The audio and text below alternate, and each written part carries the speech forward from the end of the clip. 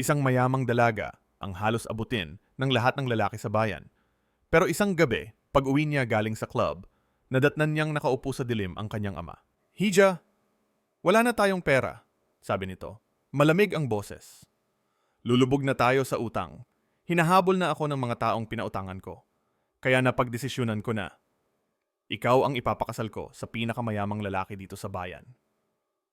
Dad, huwag naman po. Gusto ko magpakasal dahil sa pag-ibig. Umiiyak na sagot niya. Tumawa ang kanya namang stepsister. Buti nga, sa wakas, may halaga rin ang ganda mo. Tumigil ka.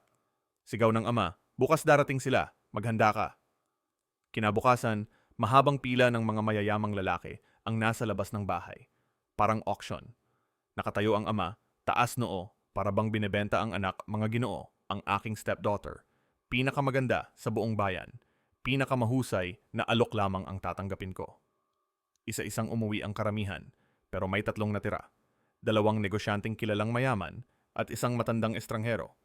Unang nagsalita ang payat at kinakabahang negosyante. Minahal na kita simula pa high school. Ibibigay ko lahat ng bahay at sasakyan ko. Sumunod ang matabang mayabang, ako private jet. Gagawin kitang pinakamainit na asawa sa buong Pilipinas. Pagkatapos ay tumayo ang matandang lalaki. Isa akong billionaire. Sabihin mo lang ang presyo mo. Sakin ka.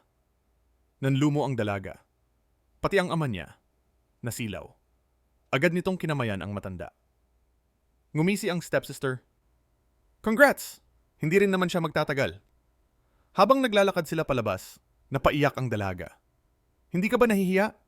Akala mo mabibili mo lahat ng tao dahil sa pera? Huminga ng malalim ang matanda. Iha, hindi ako billionaire. May mga anak akong babae na kaedad mo. Nagsinungaling ako para iligtas ka. Nakita kong nalimutan na ng ama mo kung ano ang ibig sabihin ng pagmamahal. Lumambot ang kanyang mga mata. Walang kayamanang katumbas ng luha ng isang anak. Inabot niya ang isang sobre. Nandito ang kaunting pera. Hindi ito mansyon. Hindi ito yaman. Pero ito ang daan para makapagsimula ka ulit, tumakbo ka. Mamuhay ka ng walang may-ari sa'yo.